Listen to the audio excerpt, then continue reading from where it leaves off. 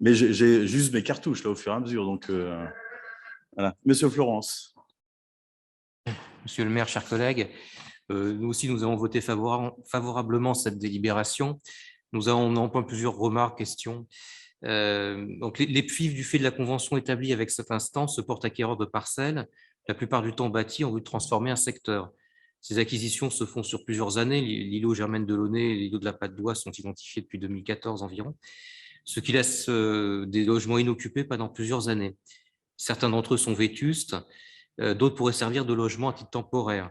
Nous voyons régulièrement dans les décisions que vous prenez, monsieur le maire, la validation de baux précaires permettant des occupations à durée limitée.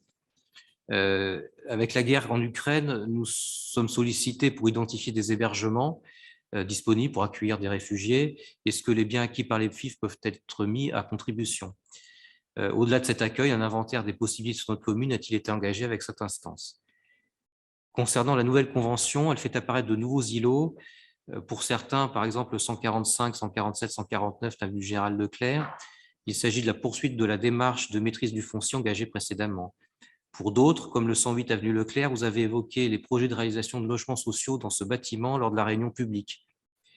Il devrait rester d'autres secteurs qui, selon le PLU, offrent une capacité à construire intéressante qui ne sont pas mentionnés. Ces parcelles ont-elles vocation à entrer dans une nouvelle convention, dans cette nouvelle convention, dans une future? Alors, je ne les ai pas notés, mais bon, c'est en regardant le PLU, on se dit qu'il y a peut-être d'autres secteurs. En l'occurrence, en fait, l'EFIF a capacité d'intervention sur l'ensemble de la zone urbaine, donc UA, UG, donc on a plus précisément ciblé certaines parcelles, mais sur l'ensemble du territoire de Viroflay, hormis la zone naturelle et la zone UM, ce qui est surtout la SNCF. Bon, ma demande a une réponse. Notre groupe soutient le développement des logements, particulièrement des logements abordables sur la commune, la demande en Île-de-France étant loin d'être couverte. Les nouveaux secteurs qui entrent dans la convention concernent en grande partie le quartier Madeleine-Pré-aux-Bois. Lors du projet de 2014, vous aviez à l'époque écrit qu'il fallait accroître l'offre de logements et diversifier l'habitat, et ce type de démarche vous le permet. Il fallait faire évoluer les modes de déplacement, vous y attelez depuis le début de cette mandature. Mais aussi, vous aviez noté qu'il fallait renforcer l'identité de la commune, améliorer sa cohérence urbaine, développer le lien social, maintenir la qualité environnementale et paysagère, et enfin, préserver et renforcer le commerce de proximité. Comment comptez-vous atteindre ces objectifs et maîtriser les transformations qui seront rendues possibles sur tous les secteurs identifiés dans ce quartier? Par exemple, vous souhaitez développer le lien social, mais il y a peu d'espaces verts ou de jeux dans ce quartier. De plus, ces espaces verts contribuent à créer des îlots de fraîcheur qui seront sans doute de plus en plus nécessaires à l'avenir, surtout dans ce quartier qui est un peu plus construit que d'autres. Comment allons-nous faire? Enfin, une dernière remarque concernant la place de Verdun. On a des bâtiments qui présentent un certain caractère architectural, enfin, qui comporte en fait le restaurant. Est-ce qu'on a étudié la possibilité d'en conserver une partie? Je vous remercie. Alors, en fait, il y a des questions pour lesquelles je n'aurai pas de réponse immédiate à vous faire, notamment sur les îlots de projet ou les secteurs de projet, puisque pour l'instant, les projets ne sont pas définis. Très clairement, les projets devront s'inscrire dans le cadre du PLU. Une fois que le FIF se sera rendu maître de l'ensemble des parcelles, évidemment, la question de l'architecture, d'une part, de la qualité du bâti, d'autre part, et la qualité paysagère, troisièmement, en fait, devra être prise en compte. Et pourquoi pas créer des espaces intérieurs de type espace vert, collectif ou je ne sais quoi. Donc, pour l'instant, ça n'est pas du tout défini. On n'est pas du tout à ce stade-là sur la plupart des îlots. Lorsqu'on met le terrain au 220 Général Leclerc, on est sur une perspective à moyen terme. Donc, clairement, on n'a pas du tout l'idée. Mais c'est pour dire que voilà, tout promoteur qui pourrait s'intéresser à ce sujet-là trouvera devant lui et la ville et les PFIF. Donc, ça peut aussi amener à faire réfléchir certains, en tout cas. Sur la question de Verdun, oui, il ne nous a pas échappé que l'immeuble qui fait l'angle, donc l'hôtel des Trois Gares et le restaurant chez Henriette qui se trouve à l'angle du boulevard de la Libération à la place de Verdun, présente une qualité architecturale certaine, avec des modés nature et un immeuble qui est inscrit dans un paysage du quartier depuis pas mal d'années. L'idée étant de pouvoir, autant que possible, conserver à minima la façade, si ce n'est plus. Mais je dis bien à minima la façade. Et donc, pour garder cette touche, ce qui n'est pas forcément toujours très simple à faire compte tenu des constructions qui pourraient se faire à côté. Et donc, on pourrait avoir des styles architecturaux qui pourraient être un peu différents. Donc, ça ne se marie pas forcément toujours. Et après, la technique de construction n'est pas toujours compatible non plus avec la conservation de façade. Je ne vais pas rentrer dans les détails techniques, mais notre volonté, et ce qui est bien inscrit dans notre charte architecturale, c'est au maximum de faire du réemploi à minima des matériaux, voire plus lorsque nous nous trouvons devant des éléments un peu remarquables de certains quartiers. Celui-ci en fait partie. Sur la question des logements ou des bâtiments acquis par le BFIF et dont certains pourraient servir à héberger des réfugiés, vous savez, un certain nombre de ces bâtiments sont des bâtiments vétustes. Je parle notamment de ceux qui ont été acquis au niveau du 69 Général Leclerc, j'ai plus l'adresse. 69 Général Leclerc à côté du laboratoire.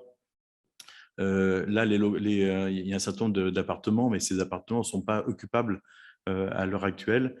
Et c'est le cas d'un certain nombre d'endroits.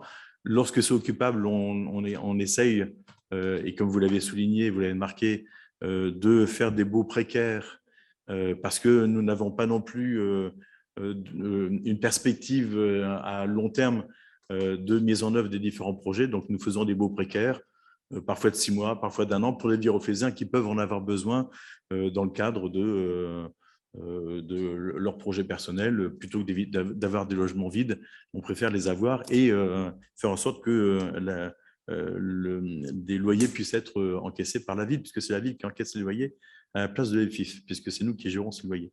Donc, et croyez bien que si certains logements sont disponibles pour y loger des réfugiés, nous n'hésiterons pas à le faire. Nous avons déjà proposé au préfet en fait, certains logements de la ville ou de l'EFIF. Ce n'est pas si simple que ça, je peux vous le dire, compte tenu des derniers échanges qu'on a pu avoir avec la préfecture. Mais on essaiera autant que possible de le faire. D'ailleurs, à ce sujet, je voulais remercier tous les Viroflésiens, ils sont presque une quarantaine à s'être proposés pour les solutions d'hébergement de réfugiés ukrainiens. Certains une chambre, certains un studio, enfin, par-ci par-là. Les discussions que j'ai pu avoir avec le préfet récemment montrent que le préfet souhaite privilégier les solutions d'hébergement par des collectivités ou des associations, des institutionnels, plutôt que par des particuliers qui, s'ils le font, il y en a certains qui ont commencé à le faire. Il y a une famille ukrainienne qui est arrivée à Rive Droite avec 2 enfants. S'ils le font, c'est sous leur propre responsabilité. Voilà. Ils s'engagent aussi à accompagner, à faire un certain nombre de choses. Pour l'instant, ça démarre, hein, mais en tout cas, il y a un élan de solidarité qui est apparu à Viroflay, qui a été souligné par les services préfectoraux pas plus tard qu'il y a 2 jours, lorsqu'on les a eu au téléphone, ils disaient mais Viroflay s'est largement mobilisé sur cette dimension-là. Voilà. C'était peut-être trop, d'ailleurs, peut-être pour la préfecture, en l'occurrence. J'espère avoir apporté les réponses. Il y a un point, c'est effectivement le fait qu'on souhaite continuer à construire du logement social, parce que c'est nécessaire, mais un certain nombre de ces opérations contribuent aussi à un renouvellement urbain. Notamment l'îlot du 69 jusqu'au 83 Général Leclerc. C'est un îlot qui est très vétuste et qui, donc évidemment, étant vétuste, présente un caractère pas encore tout d'insalubrité, mais pas loin. Et en tout cas, avec ce sont des passoires énergétiques, passoires thermiques. Donc clairement, l'objectif étant de raser ces bâtiments pour faire des bâtiments qui seront beaucoup plus performants en termes énergétiques et qui répondront aussi à l'obligation de construire du logement, dont du logement social. Donc, on fait d'une paire de coups dans ces opérations de renouvellement urbain. Voilà. Donc, ce qui peut parfois déplaire à certains bureaucrésiens, puisque, évidemment, on change un peu la perspective ou le paysage de certains quartiers. Mais je pense que les différentes raisons que j'ai évoquées, je pense, suffisent à justifier cette action volontariste de la ville et de l'EPFIF. J'ajoute une dernière chose, c'est le fait que la ville de Viroflay a été une des premières villes à contracter des conventions avec l'EPFIF, avec l'EPFI à l'époque. Je pense qu'on doit être parmi les villes qui ont des conventions et des engagements de l'EPFIF les plus importants en Île-de-France. Voilà. Dixit, le correspondant de l'EPFIF, nos correspondants réguliers. Voilà. Donc, nous utilisons autant que possible en fait, tous les dispositifs qui sont à notre disposition. Y a-t-il d'autres demandes de parole ?